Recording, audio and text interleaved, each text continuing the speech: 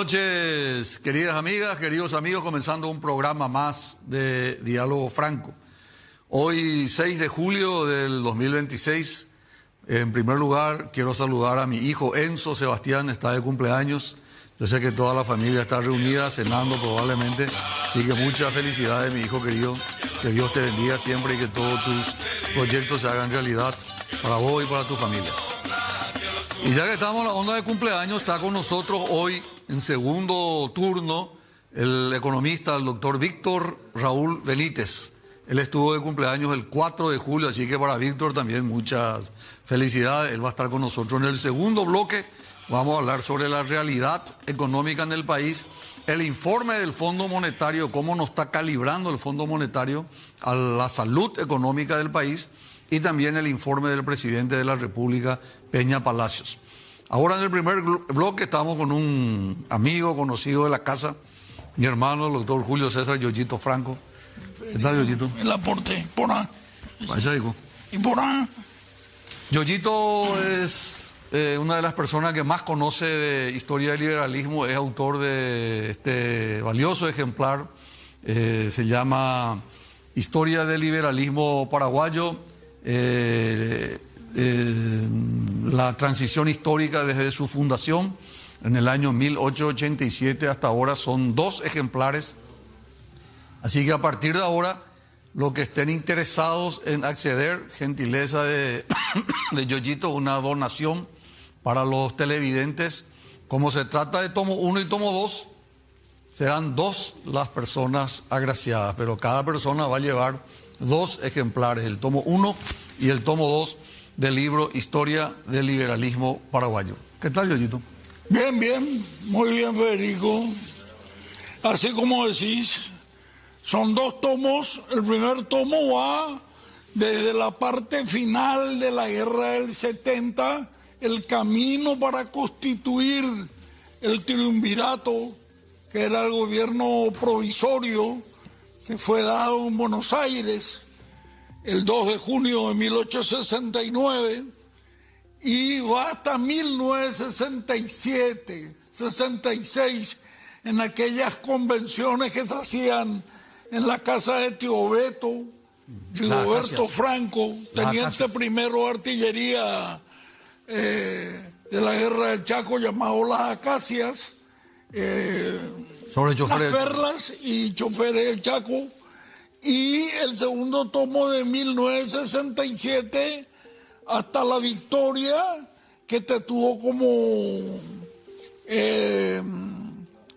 participar activamente en el binomio Lugo-Franco, que ganó las elecciones del año abril de 2008. Yoyito, estamos 6 de julio, en 4 días el partido celebra un aniversario más de su creación. 139 años. 139 años de la creación de la fundación del Centro Democrático. ¿Qué ocurría entre la guerra del 70, 1870, a 1887, ese periodo de 17 años? ¿Qué pasó ahí que motivara la fundación del Centro Democrático? Y bueno, cuando termina la batalla de Itaguaté, me andé paraguayo siempre ya era bella, Itaguaté y no Lomas Valentinas. Cuando termina la batalla, finales de diciembre de 1868, en el 69, enero, los primeros días, ingresan los aliados a la ciudad de Asunción. Y con el ingreso de los aliados también entran los que habían estado en el exilio, en un largo exilio durante los gobiernos de Francia, de 1814 a 1840, de Carlos Antonio López, consulado con Mariano Roca Alonso, y después de 1844 a 1862, y de Francisco Solano López del 62 al 70. Y había una afinidad, diríamos, entre los extranjeros que venían y también estos connacionales que la mayoría vivían en la Argentina, en Buenos Aires. Ahí vino José Roque Pérez, que era argentino, un hombre que profesaba la ideología liberal, y el ministro Paraños, el vizconde de Río Branco, encargado de las relaciones exteriores del imperio brasileño, también de tendencia liberal. La ideología liberal era la predominante luego, sí, podríamos decir, medio en todo el Río de la Plata. En aquella época, consta que ya había existido aquella manifestación fuerte del socialismo en el año 1848 en la Comuna de París, pero el liberalismo era la doctrina fuerte.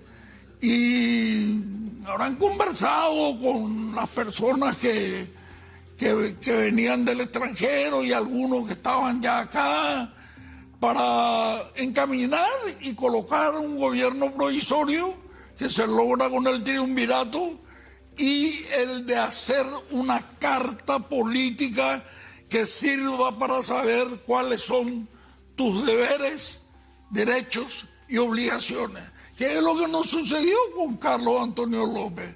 Carlos Antonio López es un reglamento de gobierno durante su presidencia, pero fue lejos de ser una constitución nacional, y eso hace, y eso contesta en la nota del 6 de enero de 1812, ya el Paraguay independiente. En 1811 nos independizamos, el 15 de mayo. Se cree, casi todos coinciden, que la autoría es de Fernando de la Mora, el nombre que lleva nuestro pueblo. Y Fernando de la Mora dice allí que es importante que el Paraguay camine hacia las ideas liberales, democracia, saber cada uno sus derechos, y habla al final de Areco Árabe de constitución. Tenemos que tener una constitución. ¿Y cómo influyó la constitución? Y se terminó hacia eso, ¿no? ¿Y cómo terminó? O sea, ¿cómo ayudó la constitución para la creación de los partidos? El país estaba devastado, no había plata, la gente vivía en la más absoluta pobreza. El Estado paraguayo era marasmático, no tenía absolutamente nada. Y comienza la venta de tierra. La venta de tierras, que representó el 93,1% de la venta de tierra, ¿sirvió para mejorar la situación económica del país o fue algo cosmético que terminó generando más disgusto en la ciudadanía? Caballero recurrió a eso, aunque hay que ser sincero. Se vendieron ya alguna parte, algunas tierras durante el gobierno de Gil. Pero Caballero fue presidente de la muerte de Cándido Vareiro, el 4 de septiembre del 80 hasta el 86, entre paréntesis, un verdadero golpe de Estado. Caballero fue un héroe en la guerra del 70. Todos los que suelen hablar conmigo conocen mi forma de pensar. Yo le considero un héroe. Participó en todos los entreveros que tuvo la caballería paraguaya, pero como gobernante tuvo bastantes errores, y uno de sus errores fue este tema.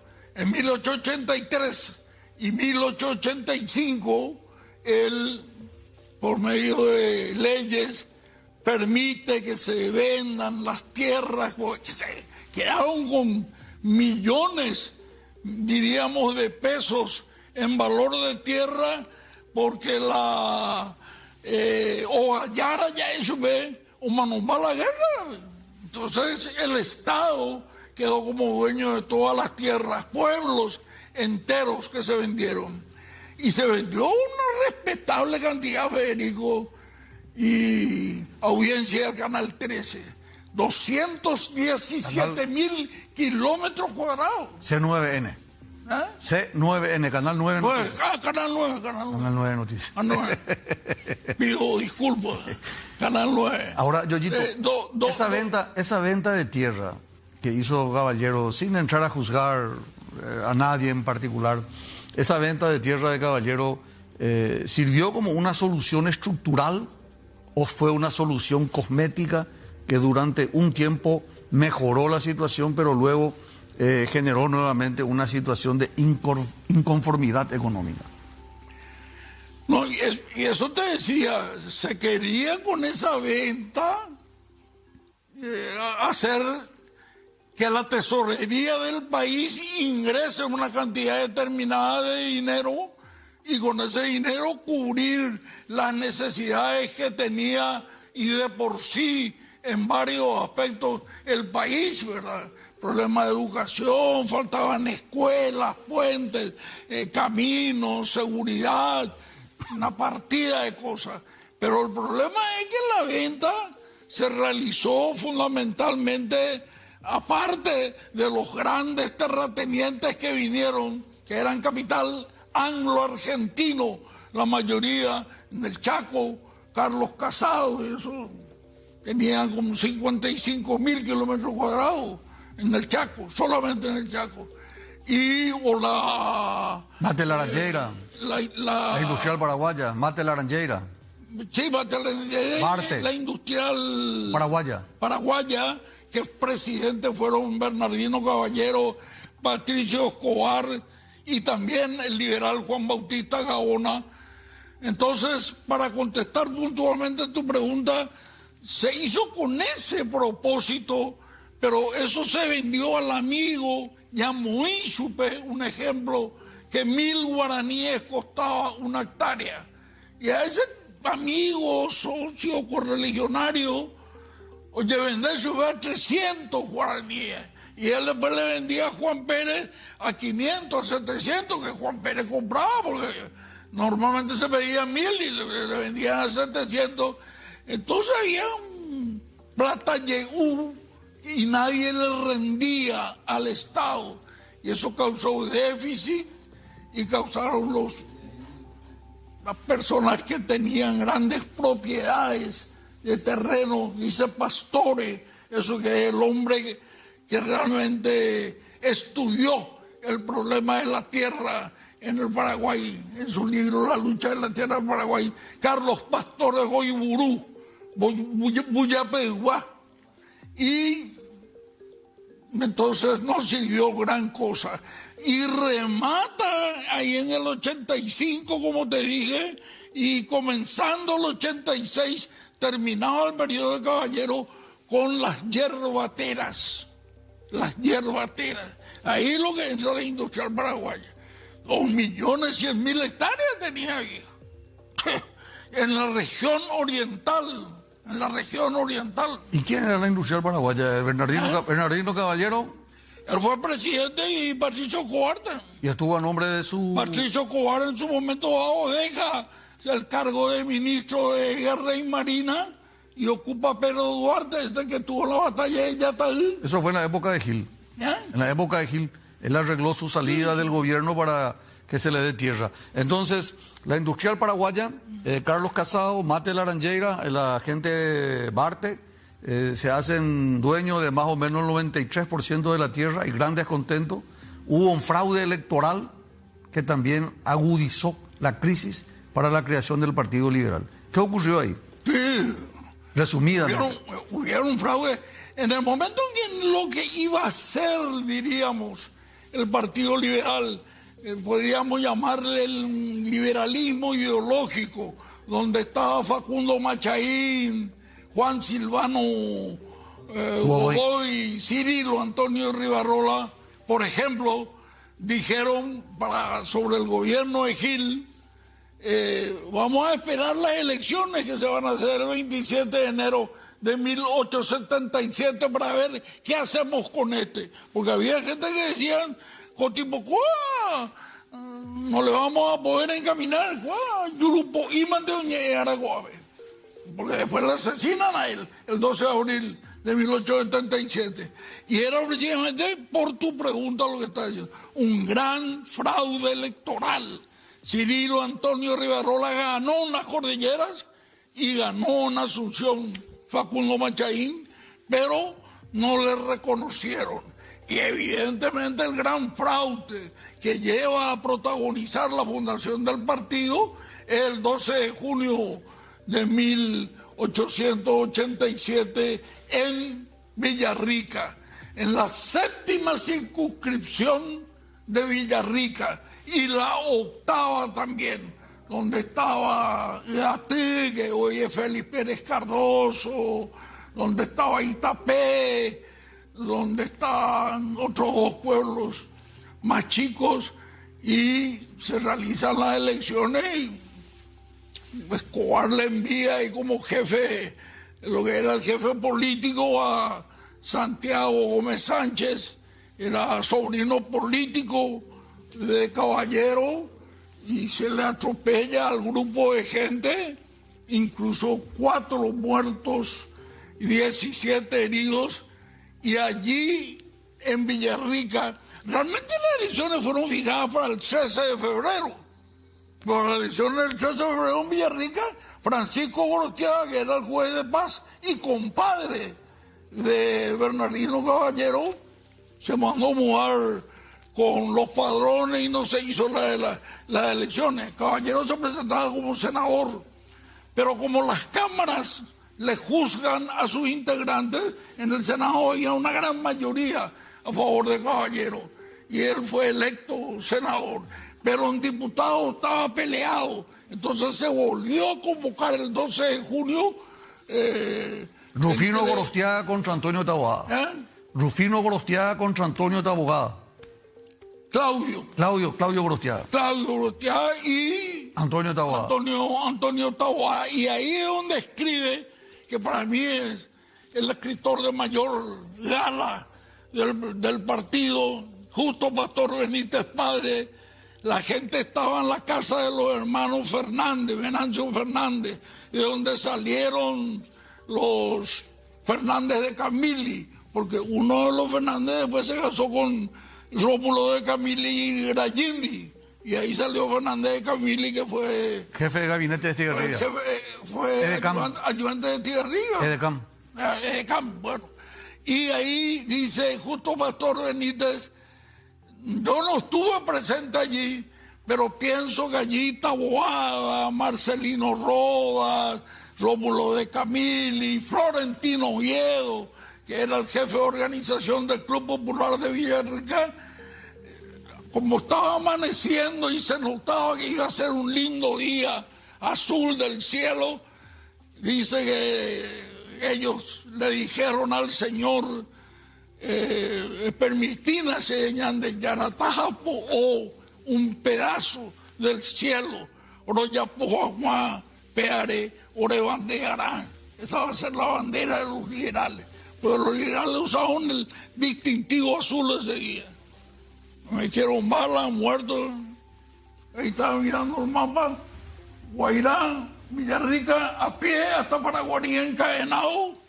Y después en tren hasta Asunción, donde llegan el 16 de junio. Porque las elecciones eran a viva voz, no eran secretos. Sí. Había voz. Venía el jefe político, ¿entendés? Venía el jefe político y decía: veo formatas con la o Tata Bernardino Caballero. De Peicuay nada más la Bernardino Caballero, General Bernardino Caballero, Mariscal López venía pues, acá. A verla mi otro chao, qué puta, nadie quería votarme. Bueno, vamos a un pequeño corte, vendemos y regresamos inmediatamente con más Diálogo Franco.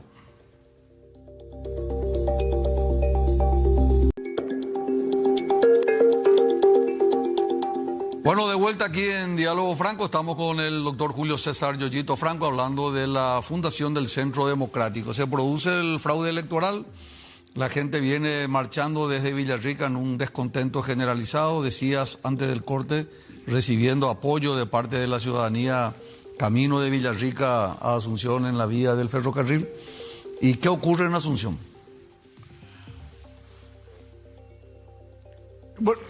Por eso, antes del corte, te decía que ellos fueron llevados hasta Paraguarí, en tren le trajeron hasta Asunción, van presos al cuartel central de policía. Siempre la policía estuvo ahí donde está ahora, siempre, toda su vida la policía ahí. Estuvieron allí y el 26 de junio le largan, 26 de junio. Y al mediodía se hace un almuerzo en la calle Villarrica, en la calle Villarrica, número 50. Hoy, presidente Manuel Franco, y por eso muchos dicen de que el partido se fundó en Villarrica. Correcto. Así, desde el punto de vista médico obstétrico, podemos decir, se embarazó en Villarrica y el alumbramiento se dio en Asunción. Está bien la figura esa. Correcto. Se hizo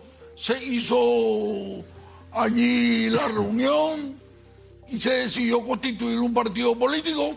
A la noche fueron al puerto, ahí está el famoso bar hispanoamericano, uno habrá conocido, yo conocí el hispanoamericano, y todos llegaban a la conclusión de constituir un partido político, formar una comisión directiva provisoria que preside Cirilo Solalinde, que se había casado con la hija de José Falcón, que era el tipo que más conocía el tema de límites. Canciller. Por eso cuando se hace el acuerdo fue canciller de López. Lo Izaga con Tejipe el 9 de enero de 1872, era Cirilo Solalinde el que más se oponía, porque hoy cuadra la tema, y se prepara para hacer una reunión el sábado 2 de julio en la casa de una residenta. Fue residenta hasta Espadín, que ya está en el lado actual brasilero, ahí donde dice Cordillera Mambay, por ahí estaba Espadín. Doña Susana Florentín de Dávalos se llamaba ella, y su marido Juan Bernardo Dávalos murió en la Triple Alianza, murió en la guerra de la Triple Alianza, y se hace la reunión provisoria y se le nombra para poder hacer el acta fundacional a 3 personas: a José Zacarías Camino, que era médico y abogado, era uno de los hombres más intelectuales que tenía el Paraguay en esa época; a Pedro P. Caballero, se le decía Caballerito, Carapeja, sino porque Caballero Guazú era Bernardino Caballero, todo el resto eran caballeritos; y José de la Cruz Ayala.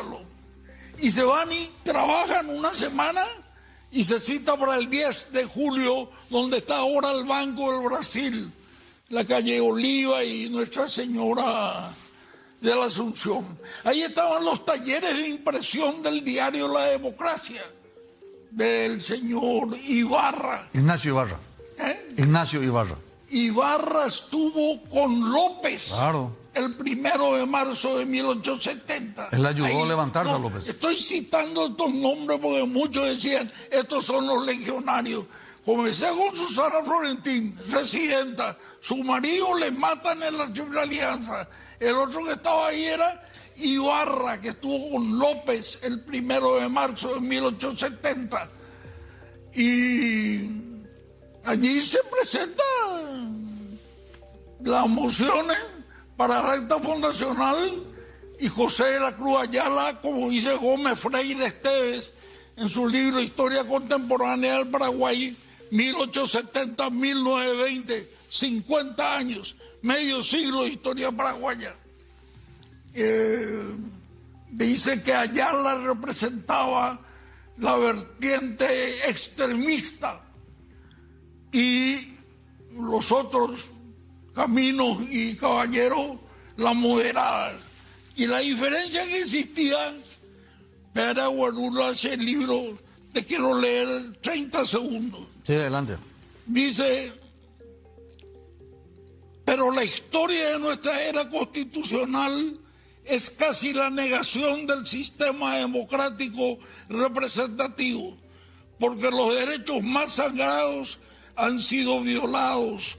generalmente ofendidos los más grandes intereses nacionales, ineficaces, grandes garantías, las administraciones sin respeto a las leyes de la República. Y acá viene la parte importante. Y cuando un sistema se desquicia en su fundamento, es un derecho y un deber que los hombres por él regidos reclamar su respeto por el legítimo más eficaz y llamar al orden a los que lo conozcan. Él decía eso, que bueno, al cual recurre el partido 4 años después, cuando realiza el asalto al cuartel de la caballería el 18 de octubre de 1891. Entre paréntesis, ese escrito pero que gana el proyecto de Zacarías Camino y de Pedro P. Caballero, ganan y asume Taboada la presidencia, y Taboada le habla a José de la Cruz Ayala Alón y para que él sea su secretario, y quedó constituido así. Lo que te decía, Yoyito, que ese artículo que acabas de leer, que cuando los derechos del pueblo están conculcados, el pueblo, Tácito, tiene el legítimo derecho de levantarse armas, si necesario fuese, está en la Constitución de los Estados Unidos y también en la Constitución de la Argentina anterior a la del Paraguay. O sea, no fue un invento paraguayo eso. Claro, John Locke habla de eso. John Locke es padre del liberalismo en Inglaterra. Bueno, se llega a esa situación y se llega al 10 de julio. ¿Qué ocurre el 10 de julio? El día en que se funda realmente el Partido Liberal. El 10 de julio. El 10 de julio. La decisión, como te dije, surge a partir del 26 de junio. Se reafirma otra vez en la reunión de la Casa de Doña Susana el 2 de julio y el 10 de julio en los talleres de la democracia de Ignacio Ibarra, hoy Banco de Brasil, se funda y se le da el 24 de julio en la casa de Pedro P. Caballero, cerca de la iglesia de San Roque. Se le da oportunidad a gentes que no pudieron estar, gentes que realmente fueron muy importantes en el partido. El coronel Florentino Viejo, uno de los pocos paraguayos que López le ascendió 2 veces en un día. El mayor Eduardo Vera, a quien López decía, él no necesita usar los gallardetes de las condecoraciones. A ellos nos geman de ganar la guerrera y mostrar las cicatrices que tiene. Era un guerrero de primera línea, mayor de caballería, participó de la última victoria con Caballero, con Bernardino Caballero, ahí en la zona de Zambucay. Y Antonio Taboada. También estuvo el teniente Bartolomé Yegros, abuelo de Leandro Prieto Yegros, el padre de la mamá de Leandro Prieto Yegros. Participó en la revolución de Alem, de la Unión Cívica Radical en la Argentina en 1890, y en el 891, el 18 de octubre, estuvo en el asalto al cuartel de la caballería, donde antes estaba la escuela militar. Y a ellos se les afilia como también, diríamos, fundadores. Florentino Oviedo, Mayor Vera, Yegros. Taboada estuvo en el día de la fundación. Antonio Taboada estuvo en el día de la fundación, no estuvo ausente. Él firmó después también, Taboada. Taboada me parece, y eso es lo que trajo la confusión pues, de Villarrica. Es capaz, muchos dicen que él no estuvo en Villarrica ese 12 de junio, que estaba acá, en la calle Villarrica, que es la calle Presidente Franco, pero después fue un gran conductor del partido. Él estaba en el ala cívica del partido, él le respondía al liderazgo de Benigno Ferreira, cuando en el año 1894 vuelve de su exilio. Él se fue en 1874 al exilio, tuvo 20 años allá. Y la otra fracción era liderada por Cecilio Báez, un hombre muy inteligente, muy valiente, muy patriota. A la guerra del Chaco tenía 9, 10 hijos. 7 hijos de Cecilio Báez se fueron a combatir en el Chaco.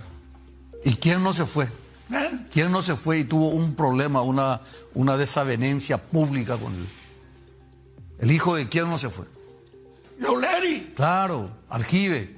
Claro. Aljibe, conocido como Aljibe. Pues, ¿Aljibe quién le Cecilio Báez le dice, porque cuando se va la policía a convocar a todos los ciudadanos paraguayos en condiciones de la guerra del Chaco, el hijo de Oleari le escondió en un pozo, en un aljibe, Pepe Mongañola y Tavira, y golpeó la puerta de la policía y tiene hijos, no tenemos, se quedó en el aljibe. Ahí Cecilio Báez le dice, usted me habló de nacionalismo, y cuando tuvo la oportunidad de enviar a su único hijo a la guerra, le escondió en un aljibe.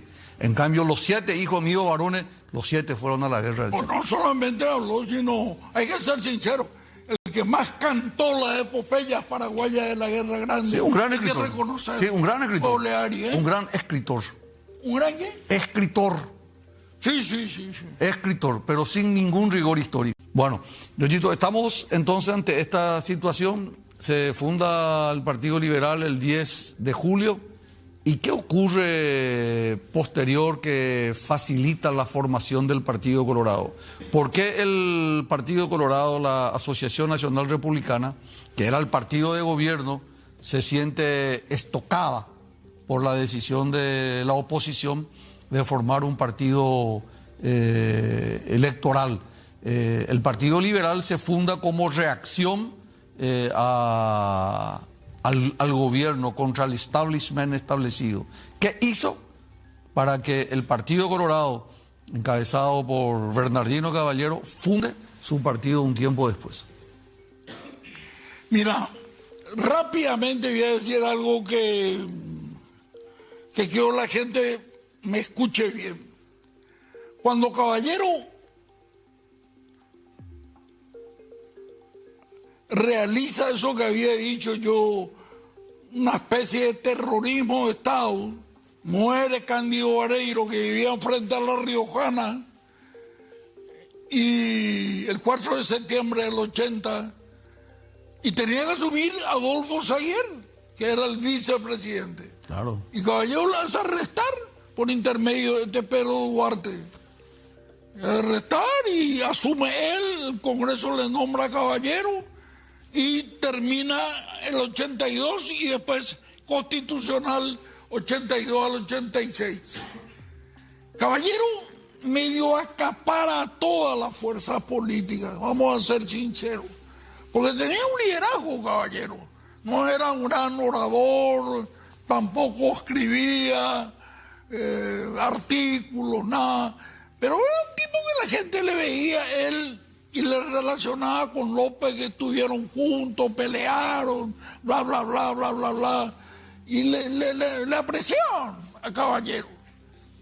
Tal es así que Antonio Taboada era gente cercana a Caballero.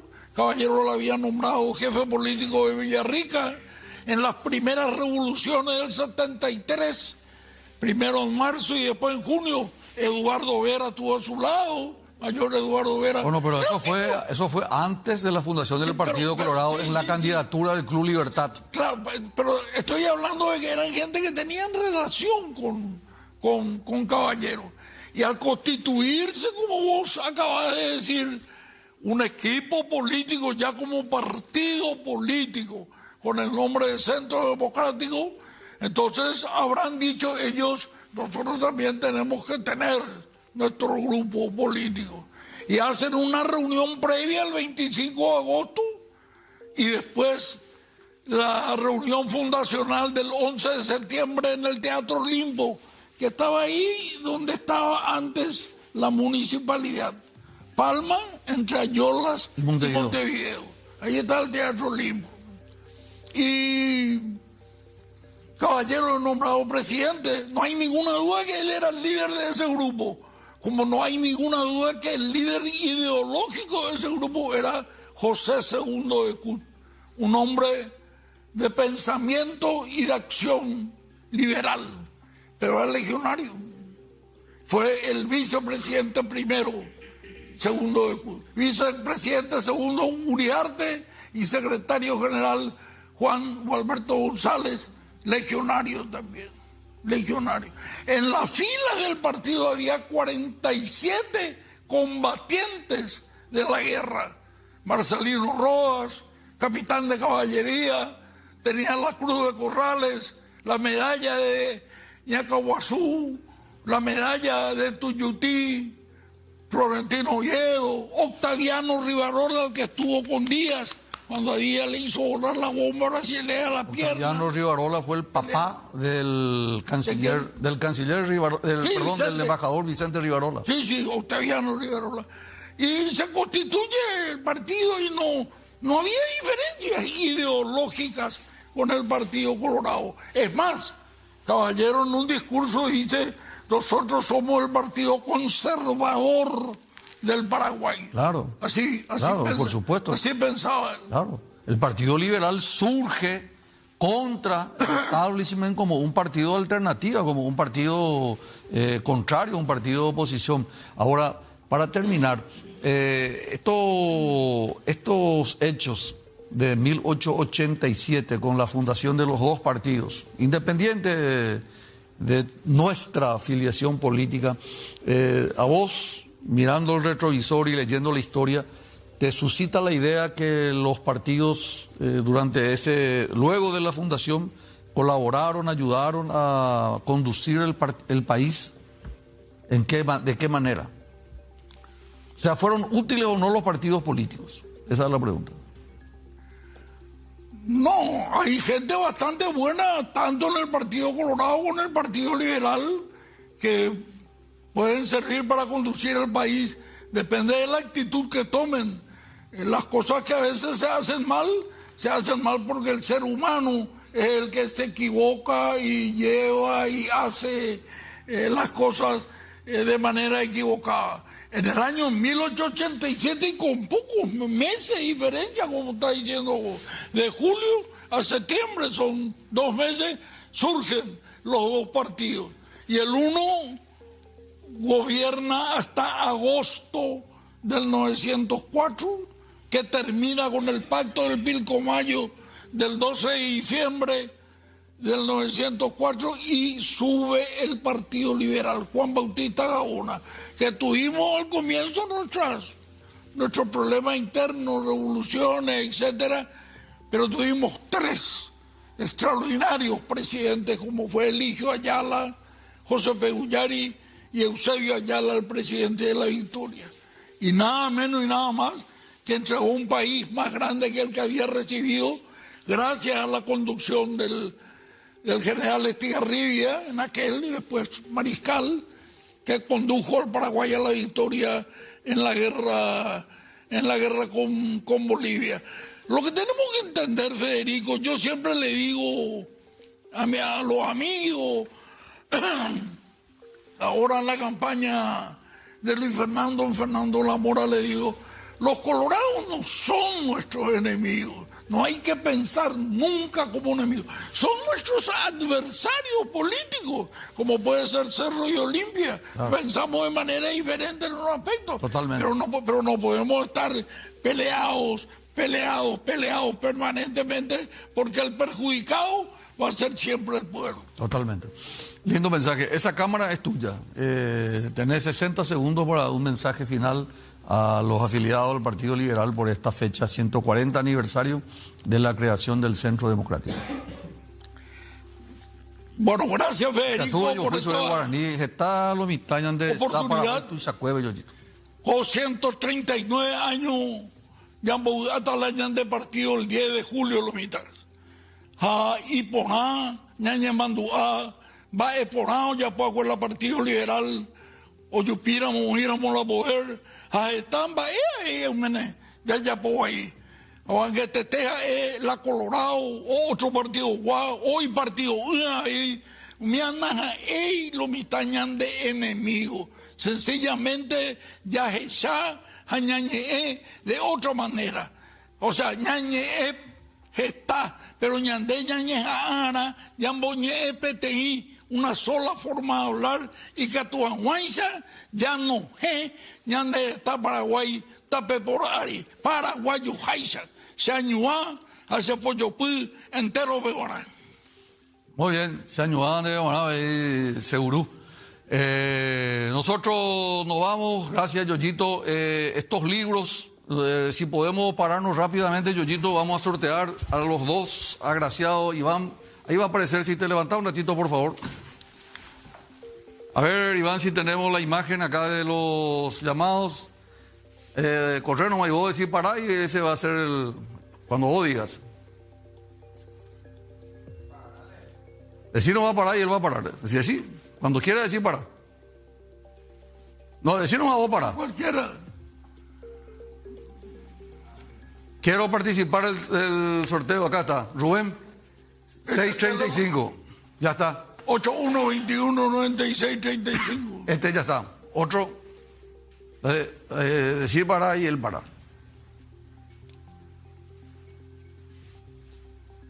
Decir no va a parar, Yoyito. ¿Para? Quiero los libros del Vilma Pérez. Ya está. Vilma Pérez y Rubén. Yoyito, muchas gracias. Te agradezco, un lujo. Igualmente. Te agradezco, hermano. Igualmente. Muchas gracias. Igualmente. Yoyito, a la vuelta de cuando vos te retires va a entrar acá el amigo Víctor Raúl Benítez. Víctor Raúl Benítez. Sí. Va a hablar sobre economía. Es un lujo, un programa de lujo esta noche. Primero Yoyito y ahora Víctor Raúl Benítez. Impresionante la cantidad de gente que está llamando al teléfono, los mensajes del canal para incorporarse al programa de todo el país. ¿Qué tal, doctor? ¿Cómo estás? Buenas noches. Bien, muchas gracias. Estuve mirando y aprendiendo, escuchándole a Yoyito. Sí, una sabe, enciclopedia. Sabe mucho. No me vaya a hacer preguntas de historia, por favor. No, sabe mucho. Él sabe mucho. Doctor. Sí. A vos te conocen como el doctor de la heladera vacía. El economista de la heladera vacía. Tu heladera acá tiene... Acá traje. Voy a mostrar ya para comenzar. Sí. Esto es una metáfora. Ahí está. Mi heladera vacía y mi copa del mundo traje también para mostrar que yo mandé a hacer esto para alentar a la albirroja. Ah, mira vos. Esto es simplemente una metáfora, doctor, para comentar un poco que la inflación de alimentos es la única inflación que está por encima del 10% en el interanual, 2 dígitos, y que la carne ha subido más del 50% desde que subió el presidente Peña, más del 50%. La carne. La carne. Sí. Entonces, se ha vuelto un artículo prohibitivo. Sí, entonces por eso traje la heladera, nunca traje a tu programa. Sí. Inauguré acá en canal en C9N esto, con Leo Rubí invitó a su programa y traje. Y simplemente es para recordar a la gente que si bien hay un crecimiento económico que va a ser del 4%, 4,4% según el FMI, no obstante, en alimentos tenemos dificultades, eso se llama que no hay estabilidad monetaria en alimentos, tenemos una inflación y el FMI le dice, guarda que la gente está comiendo a crédito, sube demasiado el consumo fiado en Paraguay. Es la primera vez que yo leo que el FMI se mete en un tema microeconómico. Generalmente el FMI habla de magnitudes macroeconómicas. Podemos tocar ya el tema Sí, económico. metelo, El Fondo Monetario siempre viene periódicamente a hacer una evaluación Sí. de cada país. Sí. Y dio su informe de Paraguay. Le preocupa en primer lugar la falta de sinceridad en la ejecución del presupuesto. Ellos confirman que no se va a tener el déficit asumido de 1,5%, que vamos a continuar, sí es ley, vamos a continuar, entre paréntesis se hizo nuestro gobierno esa ley del déficit fiscal del 1,5%. Esto va a continuar, el gobierno no va a cumplir con su plazo y además, palabra más, palabra menos, dijo que se escondió bajo la alfombra algunas deudas. ¿Cuál es tu posición respecto al informe del Fondo Monetario de la gestión económica del gobierno actual? Sí, acá dice, deben preservar o recuperar la credibilidad de la política fiscal. Estoy leyendo acá, el FMI confirma una denuncia que yo adelanté por primera vez en fecha 8 de noviembre del 2025.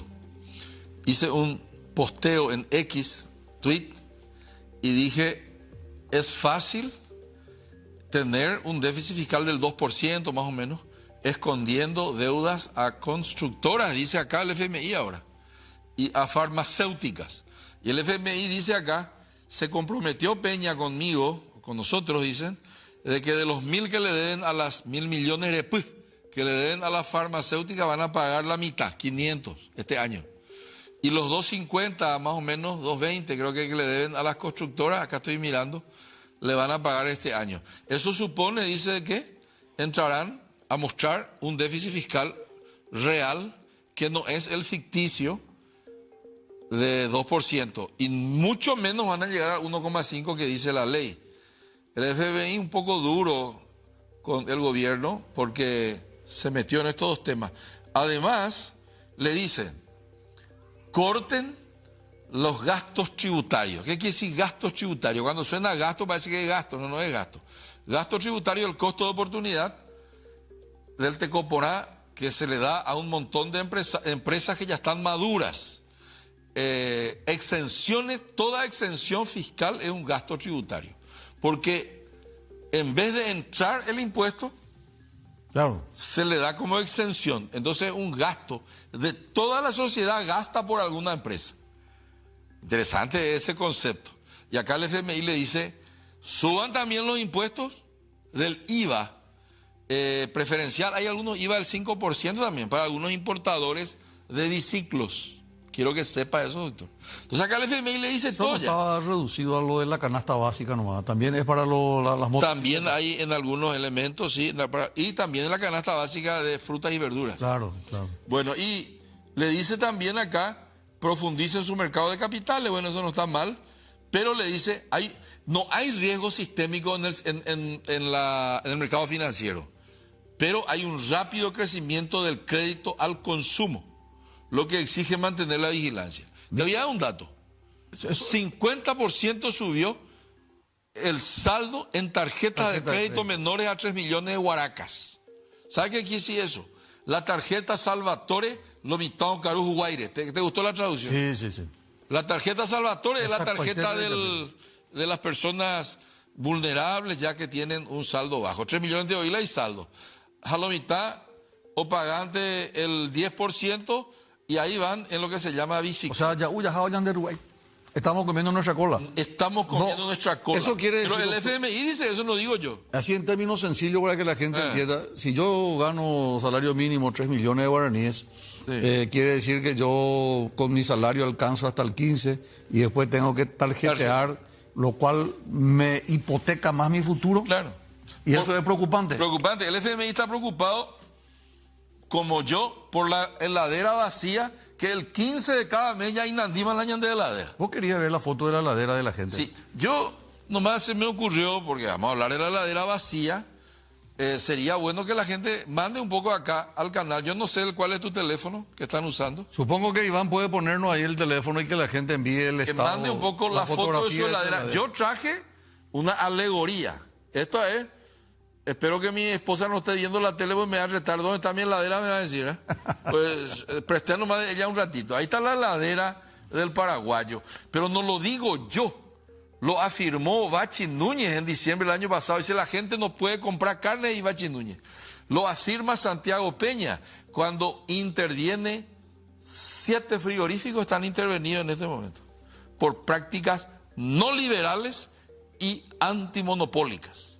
Bueno, entonces la gente, por favor, si puede colaborar con el programa y envía fotos de su heladera, el estado en que se encuentra actualmente. Doctor, el Fondo Monetario. Sí. El Fondo Monetario es una institución rectora que viene a tomar un examen al gobierno y yo entendí de lo que me decía antes del programa que tu preocupación radica que este informe del fondo puede atajar o reducir el grado de inversión del Paraguay. ¿Qué relación hay entre este informe del Fondo Monetario y el grado de inversión de nuestro país? El gobierno le prometió, firmado en negritas, al FMI y a otros organismos internacionales que llegaría a la convergencia fiscal, es el marcante, como se dice técnicamente, de la ley, o de la convergencia fiscal del 1,5 en este año, 2026. Y el FMI viene ahora y le dice, no vas a llegar, recién vas a llegar en el 2028, le dice. Y ellos luego le dicen al FMI, no vamos a llegar. Eso llega a las calificadoras, y si el señor presidente, que tiene buena reputación en el exterior, el señor Peña, no hace una jugada rápida, y él mismo debería viajar a los Estados Unidos y hablar con las calificadoras, y hablar con, así como habló ahora con el FMI, y pedir un poco de plazo y de misericordia con las calificadoras. Yo creo que si él habla con el señor Trump, él está en el Consejo de Paz de Trump. Claro. Para algo tiene que servir ese Consejo de Paz. O si no, pues no sirve para nada. O sea, tiene que hablar con el presidente Trump para pedirle que le mantengan su calificación. Claro, porque Trump es un gran lobista. Claro. Fíjate que ahora eliminó una tarjeta roja para Bélgica. Igual está perdiendo ahora. Bélgica 2, Trump 1. Es el resultado ahora. Dice que él está dirigiendo el bar, Pero respetuosamente al señor presidente, siempre a todos los presidentes hay que respetar, independientemente de quién fuere, porque la investidura pues hay que respetar. Correcto. La investidura presidencial. Es así. Entonces yo, respetándole al señor presidente Peña, aunque yo no estoy de acuerdo en muchas cosas con él, yo le aliento a que él hable con Trump, respetándole al señor Trump, y que Trump le diga, si Trump manda ahora, es un poder baretel, digo. Mira, así no. Claro, entonces que le diga, che, Paraguay está haciendo bien los papeles, no le cortes el grado de inversión. El grado de inversión. Porque podemos perder. Eso no lo digo yo, lo dijo Bloomberg. Hace un mes, Bloomberg dice, me dio la razón también, Bloomberg dice, Paraguay esconde debajo de la alfombra encima de $1 billón. Un billón es, en español, 1.000 millones de dólares. 2 puntos porcentuales del Producto Interno Bruto, ñamongañina, alfombra ube. O sea, ñamongabe bonoye esa. Y eso no está bien porque nosotros no podemos tener... ¿No te referías al canal económico Bloomberg que hizo un comentario respecto a Paraguay hace cuántos meses, dice? Hace un mes, salió en la página de Bloomberg, yo tengo. Vos tenés. Y bueno, y eso es. ¿Y la prensa se hizo eco acá de eso? Muy poco. Se hizo eco, pero solamente la especializada, como el diario 5 Días, ¿verdad? Y yo que comenté en los programas en donde ahora, la gente me... Ahora, con toda modestia, ¿verdad? Este es un canal masivo, un canal de aire que se ve en todo el país. Bastante. Se ve en todo el país y además es canal de cable. Lo que está diciendo es muy grave, doctor, porque si un canal, un medio de comunicación, Bloomberg, que es prácticamente un referente económico mundial, tiene una posición respecto a Paraguay, viene el Fondo Monetario, ratifica eso, el presidente Peña supongo que estará viendo el programa o su equipo de asesores le debe informar. ¿Qué le sugerirías vos al presidente Peña? ¿Que hable con el presidente Trump o que siga insistiendo con el FMI? No, al FMI, él ya le contó la verdad por medio de su MEF. Ministerio de... Porque las reuniones fueron con el MEF. Este documento que yo lo tengo acá, sobre el cual estamos hablando, ya es el resultado de lo que los propios secretarios de Estado del señor presidente hablaron con el FMI. Y le sugiero al señor presidente que todos somos paraguayos, tipo selección paraguaya. Y tenemos que jugar en equipo. La prueba está que cuando jugamos en equipo le ganamos a Alemania. El Paraguay solo le puede ganar a Alemania o competirle de igual a igual cuando se arma equipo.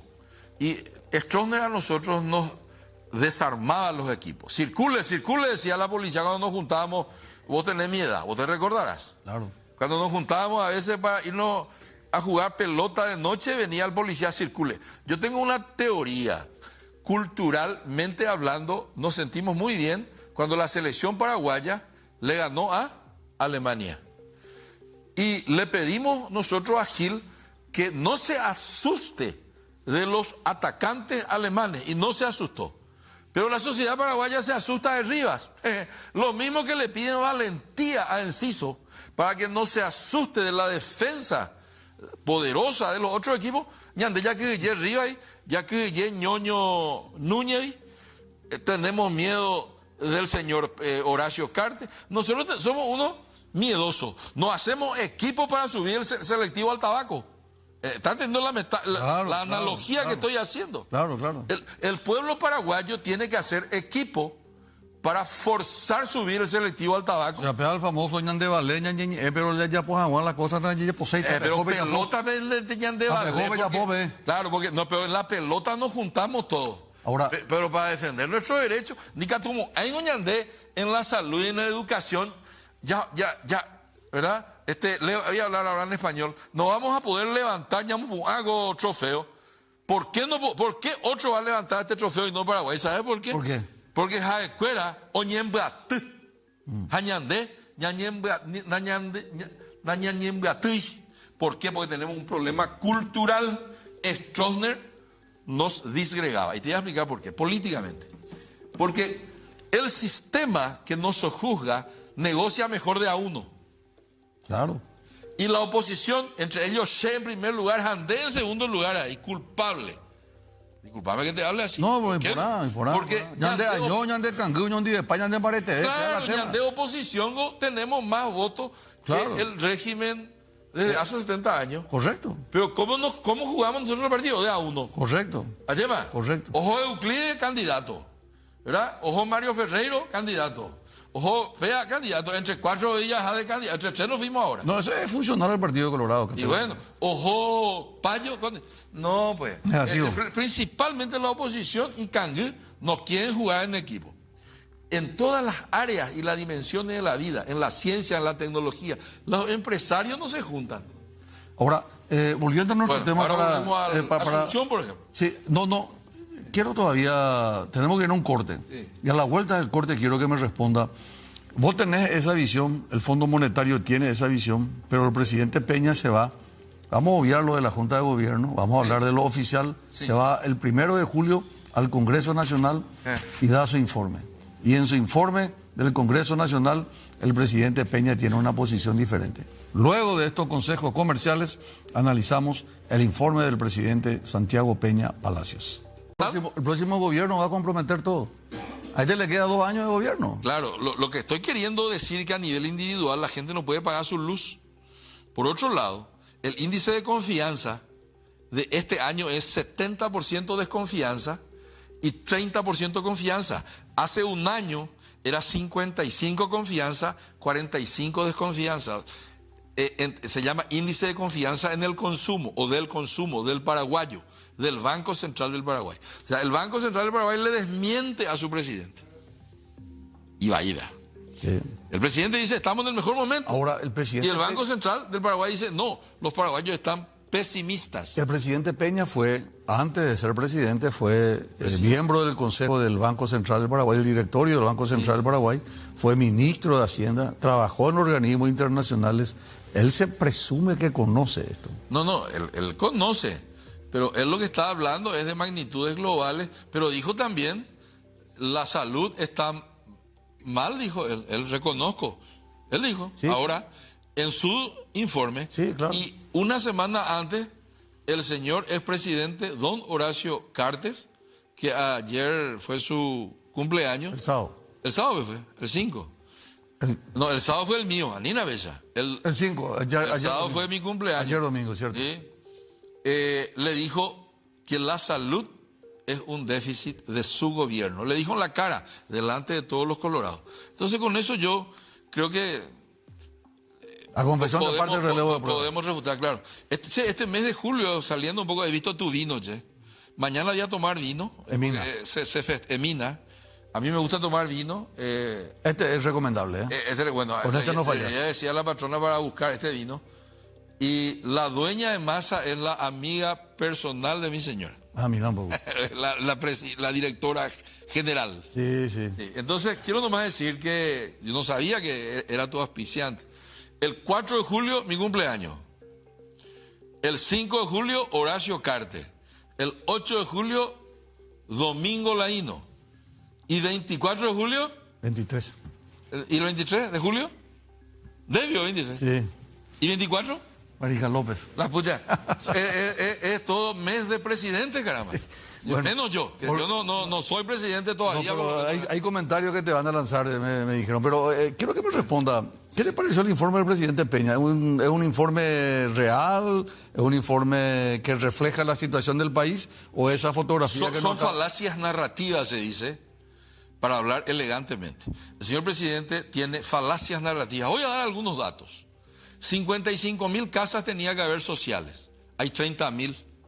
Debe 25.000 casas de su programa de casas sociales. Porque él prometió 20.000 casas por año. Claro. Y conforme los meses transcurridos, demasiado fácil es hacer el promedio, tenía que tener 55.000 casas, tiene que llegar a 100.000 casas al retirarse.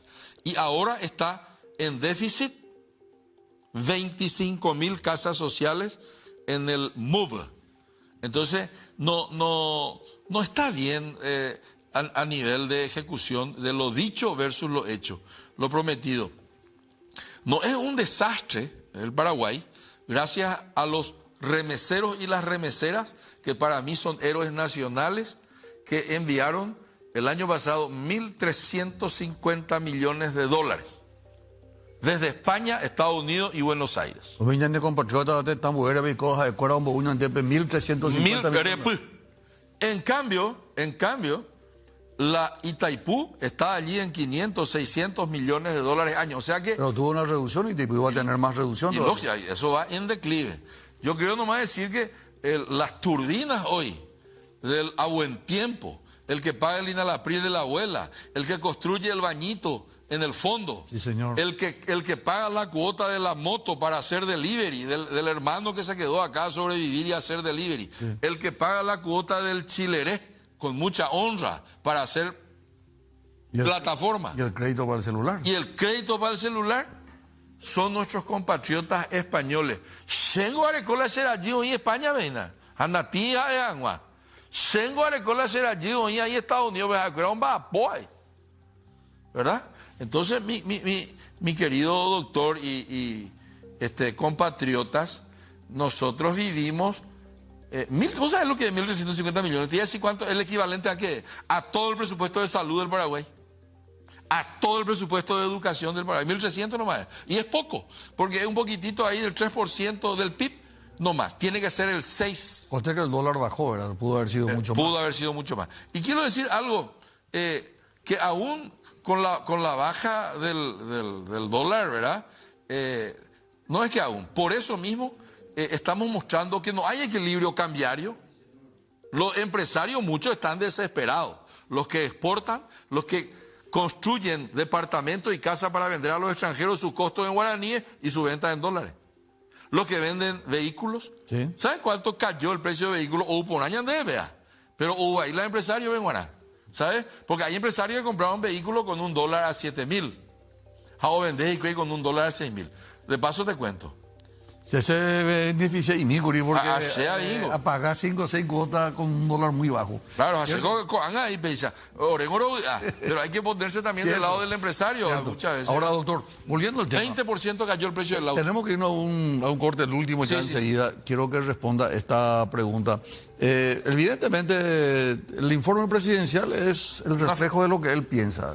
Yo creo que hay que respetar, ¿verdad? Sí, yo respeto. A mí me gustaría, sobre todo, saber tu posición analítica, seria, profesional, de un economista, de un hombre que es asesor de empresa. ¿Sobre qué tema? Y sobre el informe de la situación económica. Cuando el presidente dice que estamos en el mejor momento de decir que es una falacia. Narrativa. Es una narrativa. Él sabe que es una narrativa. ¿Vos te ratificás en eso? Claro, Horacio Cartes le dijo hace una semana, Andoy Coilan de Sistema de Salud. Él lo dijo, ¿verdad? Que la salud tiene deficiencias. Pero después no dijo nada de lo que dijo el FMI, no habló de la ladera vacía, no habló de la nutrición, no habló de la educación, ¿verdad? ¿Sabe cuál es su principal programa educativo? Hambre Cero. Hambre Cero es un programa social. Hambre Cero es un programa nutricional. Claro. Es un programa de salud, si le querés llamar. ¿De qué tipo de programa es? No es un programa educativo en esencia. No es un programa educativo, pero es un programa que se puede auditar, que disminuye la deserción escolar, aumenta el rendimiento en aulas, y eso se puede cuantificar por las calificaciones, y la deserción se mide por 2 elementos, por el menor número de deserción escolar y por la asistencia en aula.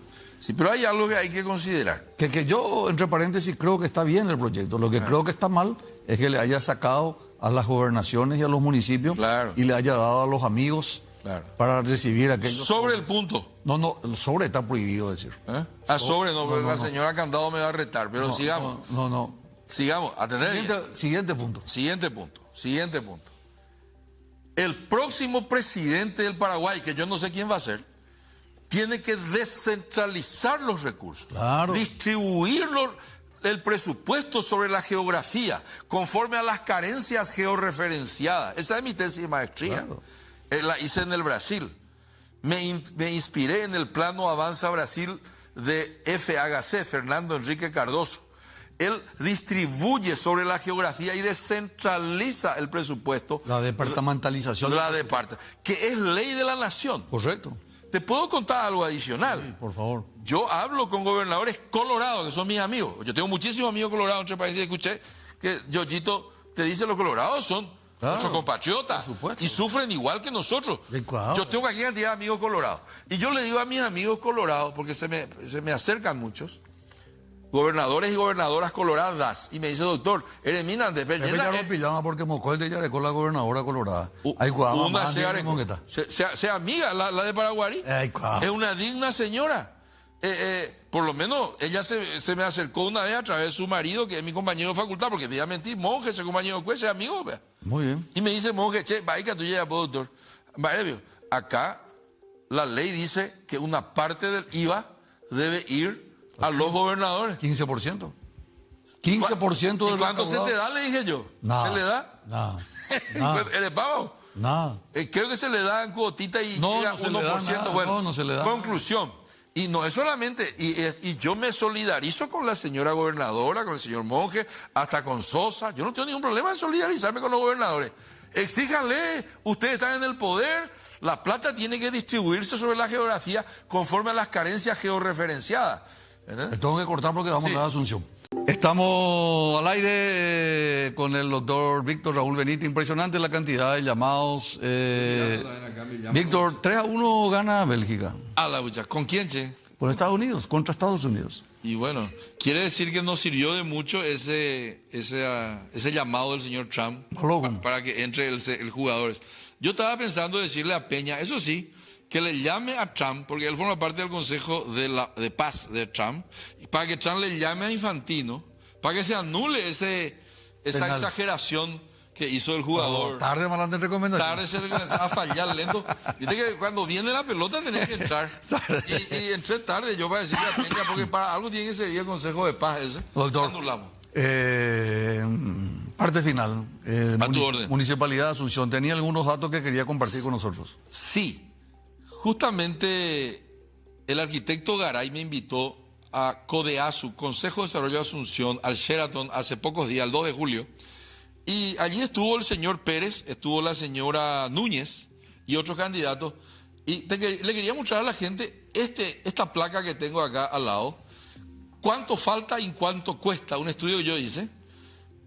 Un presupuesto plurianual de varios años para solucionar el problema de Asunción y Gran Asunción según las siguientes fuentes. La Iniciativa de Ciudades Emergentes y Sostenibles del BID hizo un estudio y de ahí saqué yo que agua potable, basura, cloaca y tratamiento de efluentes. En Asunción y Gran Asunción, 1.846 millones de dólares después del pasivo infraestructural que existe. 1.846 millones. Sí, pendiente. 2.000 millones de dólares. 2.000 millones. Y a cada año, como no se hace, es como tu casa que uno pintaba cada año y va y deja después. ¿Se entendió, verdad? Correcto. La vivienda, que es las carencias cuantitativas y cualitativas. Cualitativa quiere decir casa que no tiene baño, cocina y dormitorio. Cualitativa. Y cuantitativa quiere decir no hay luego casa. El tipo vive con la suegra, pobre tipo, ¿verdad? Porque no tiene por dónde llevar con la novia o la esposa. 336 millones de dólares después. Transporte público. Para hacer las vías, para hacer el metrobús, para cambiar los buses chatarra. 981 millones, según el BID. El de arriba, según Senavitat, el déficit infraestructural en vivienda social sobre todo. Y el gran caos del Bañado Norte y del Bañado Sur, que todavía parcialmente nomás se hizo la costanera, pero se quedó una batea en el medio. 400 millones de dólares, según Charlo Garay. Total, 3.963 millones. 4.000 millones de dólares. Salió tapa de ABC de ayer y toda una página. Yo le agradezco a los periodistas dice que fueron a mi exposición. La única exposición donde di números concretos.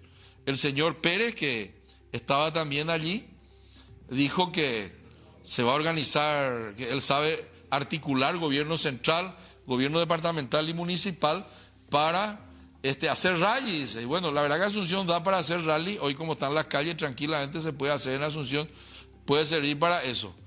Y la señora Núñez dijo que quiere hacer unos cambios urbanísticos importantes y vamos a ver. Yo creo que el caos es gratis, el orden es oneroso. Ese es un axioma de la física. Cuando vos no haces nada, el caos se instala. Aunque vos no hagas nada, el caos, que es la segunda ley de la termodinámica, la de los agujeros negros, el caos se instala automáticamente.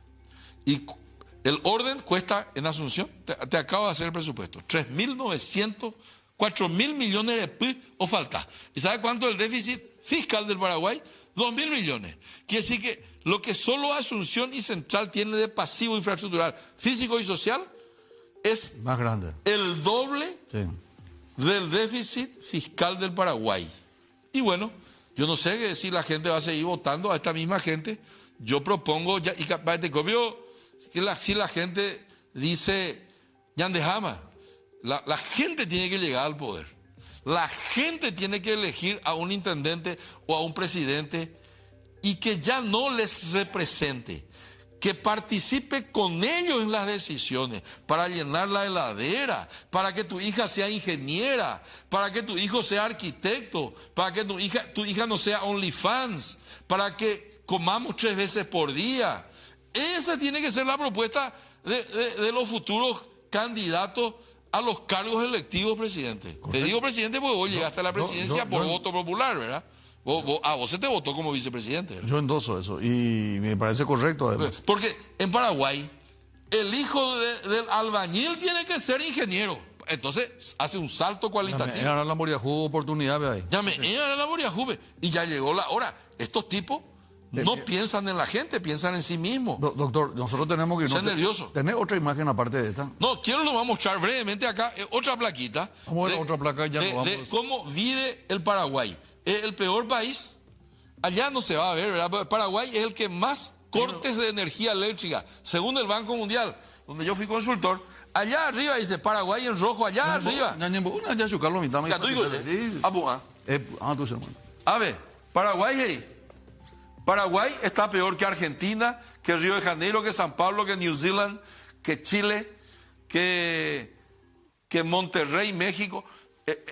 Hacia acá es menos cortes y menos duración. Este es un eje de ordenadas, coordenadas, Paraguay está cartesianas. entre los países con ingresos más bajos. No, acá no. Sí, acá lo que dice es Paraguay tiene la mayor cantidad de cortes, de interrupciones del sistema y la mayor duración. O sea, Paraguay es el peor país casi del mundo en cortes de energía eléctrica, en cantidad y en duración. Y con lo que tenemos, con Itaipú y con Yacyretá. All over the world. O sea, todos los países del mundo, Paraguay es el peor en cortes de energía. Y vos me decís, ¿y qué tiene que ver con la gente? La gente aguanta, pero los industriales pierden plata. Claro. Los confeccionistas, cuando a las 2 de la tarde se corta la luz en Itá, todas esas costureras, millares de familias hay en Itá. Sí. Se corta la luz en mi valle, Carapeguá, en Paraguarí, en Yaguarón hay costureras que trabajan para las grandes marcas, yo sé por experiencia familiar, o para la máquina y dejan de producir y no se le paga por ese día. Sí, se nota por tu... ¿Te gustó? Por tu tapado. ¿Qué marca es? No, pues Martel. Muy bien. Muy bien. Bueno, gracias, doctor. Un lujo haber compartido contigo. A tus órdenes, presidente. Gracias. Muchas gracias, Víctor. Muchas gracias a vos Aprendimos también. Muchísimo, te agradezco de corazón. Bueno, mañana te invito a mi cumpleaños. Mañana. Vamos a ir a tomar vino. Vamos a estar. Vinos Emina. Muchas gracias. Voy a buscar eso. Nosotros nos vamos, regresamos, si Dios permite, el próximo lunes con más Diálogo Franco. Gracias a la audiencia por su preferencia. Agradecemos